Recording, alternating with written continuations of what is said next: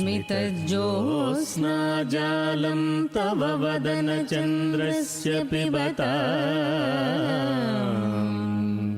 चकोराणामासीदतिरसतया चञ्चुजडिमा हतस्ते सीतां सोरमृतलहरीराम्लरुचयः पिबन्ति स्वच्छन्दं निसि निसि भृशं गाञ्जिकधिया।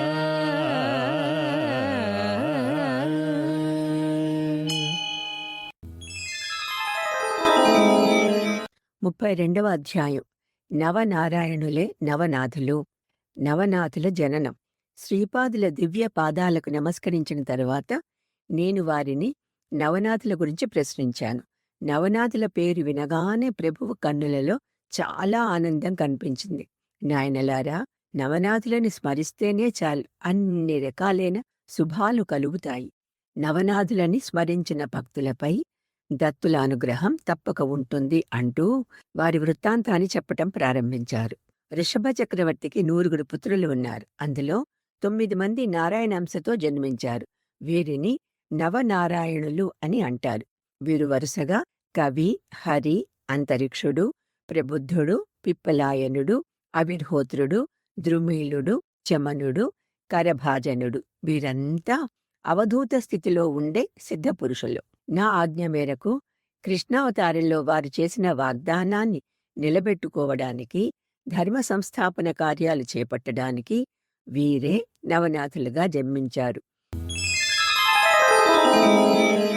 కవి మత్స్యేంద్రనాథునిలా, హరి గోరక్షానాథునిలా, అంతరిక్షుడు జాలంధరనాథునిలా, ప్రబుద్ధుడు కానీఫాలా, పిప్పలాయనుడు చర్పటనాథునిలా, అవిర్హోత్రుడు వటసిద్ధ నాగనాథునిలా, ద్రుమీళుడు భర్తరీనాథునిలా, చమనుడు రేవణనాథునిలా, కరభాజనుడు గహనీనాథునిలా జన్మించారు. ఇందులో కవి అనేవారు మత్స్యేంద్రుడిగా జన్మించారు. ఉపరిచరుడనే వసువు ఊర్వశిని చూచి మోహించాడు. అతని వీర్యం యమునా నదిలో పడగా ఒక మీనం తాగింది. ఆ మత్స్యం నుండి మత్స్యేంద్రనాథుడు జన్మించారు. హరి అనేవారు మత్స్యేంద్రనాథుని శిష్యునుగా గోరక్షానాథునిగా జన్మించారు. మత్స్యేంద్రనాథుడు దేశ సంచారం చేసేటప్పుడు సంతానం లేని ఒక స్త్రీకి భస్మాన్ని మంత్రించి ఇవ్వగా ఏ మాత్రం నమ్మకం లేని ఆ స్త్రీ దాన్ని పెంటదిబ్బపై విసిరివేసింది. ఆ భస్మం చాలా శక్తివంతమైంది కాబట్టి అందులో నుంచి గోరక్షానాథులు ఉద్భవించారు. బృహద్రథుడనే రాజు యజ్ఞం చేసినప్పుడు ఆ యజ్ఞకుండం నుండి అంతరిక్షుడు జాలంధరనాథునిగా ఉద్భవించారు. ఒకసారి బ్రహ్మదేవుడు సరస్వతిని చూచి మోహించగా వీర్యస్ఖలనమై హిమాలయాలలో అరణ్యంలో నిద్రిస్తున్న ఒక ఏనుగు చెవిలో పడింది. దానిలో నుండి ప్రబుద్ధుడు కానీఫాలా జన్మించారు. వీరు కన్న కానీఫాగా ప్రసిద్ధి చెందారు. పార్వతీ వివాహ సమయంలో పురోహితునిగా ఉన్న బ్రహ్మ పార్వతీ రూపాన్ని చూచి మోహితుడు అవటంతో వీర్యస్ఖలనమై భాగీరథి నదీ తీరం దగ్గర రెల్లుదుబ్బులో పడి దానిలో పిప్పలాయనుడి ఆత్మ ప్రవేశించి చర్పటినాథునిలా జన్మించారు. ఆ వీర్యంలో కొంత భాగం తక్షకుని కుమార్తె అయిన పద్మిని అనే నాగకన్య శిరస్సు పైన పడింది. అది భక్ష్య పదార్థమని తలచి తినటం వల్ల ఆ నాగకన్య గర్భవతి అయింది. ఆ సమయంలోనే జనమేజయుడు సర్పయాగం చేస్తూ ఉండటం వల్ల ఆస్తికుడనే మహర్షి ఆ నాగకన్యను ఒక మర్రి చెట్టు త్వరలో దాచారు. గుడ్డును మాత్రం అక్కడే ఉంచి ఆ పాము వెళ్ళిపోయింది. అందులో నుండి అవిర్హోత్రుడు వటసిద్ధ నాగనాథుడనే పేరుతో అవతరించారు. కౌళికుడనే మహర్షి తన భిక్షాపాత్రను పర్ణశాల బయట ఉంచారు. అదే సమయంలో సూర్యుడి రేతస్సు దానిలో పడింది. మహర్షి అది గ్రహించి ఆ పాత్రను భద్రంగా ఉంచారు. దాని నుండి ద్రుమీళుడు భర్తరీనాథుడనే పేరుతో ఉద్భవించారు. భర్తరి అంటే భిక్షాపాత్ర. దాని నుండి జన్మించిన కారణం వలన భర్తరీనాథుడు అయ్యారు. రేవానది అంటే నర్మదా నదిలో పడిన బ్రహ్మవీర్యంలో చమనుడి ఆత్మ ప్రవేశించి రేవణనాథుడు జన్మించారు. గోరక్షకుడు సంజీవని మంత్రం జపిస్తూ మట్టితో ఒక మనిషి బొమ్మను చేయటం జరిగింది. ఆ బొమ్మలో కరభాజనుని ఆత్మ ప్రవేశించి జీవాన్ని పొంది గహనీనాథుడనే పేర అవతరించారు. ఈ విధంగా ఒక్కొక్క నారాయణుడు ఒక్కొక్క నాథునిగా జన్మించారు. అంశావతారాల పరిధి. నవనాథులు నవనారాయణుల అంశాలు అయితే నవనారాయణులకి నవనాథులకి ఏమైనా భేదం ఉందా అంటూ నేను నా సందేహాన్ని వ్యక్తపరిచాను. సమస్త సృష్టి యొక్క మహా సంకల్ప స్వరూపాన్ని నేనే.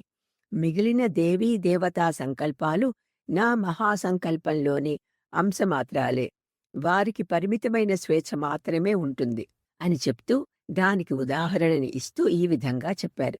ఒక పంటకాపు ఆవుని తాటుతో బంధించినప్పుడు ఆ త్రాడు పోగలిగిన దూరం వరకు మాత్రమే, అంటే ఒక నిర్ణీతమైన పరిధిలోనే దానికి స్వేచ్ఛ ఉంటుంది. ఆ పరిధిని దాటాలంటే కాపు అనుమతి కావాలి. అలాగే అంశావతారాలకి కొన్ని ధర్మ కర్మ సూత్రాలకు లోబడి ఉండేలా స్వేచ్ఛ ఇవ్వబడుతుంది. సంకల్పం మూలతత్వం నుండి వస్తుంటే వీరు వాటిని అమలులో పెడుతూ ఉంటారు. జీవుల సమస్యలను మూలతత్వానికి నివేదించి మూలతత్వం యొక్క అనుగ్రహం తెచ్చి జీవులకు శ్రేయస్సు కలిగిస్తారు.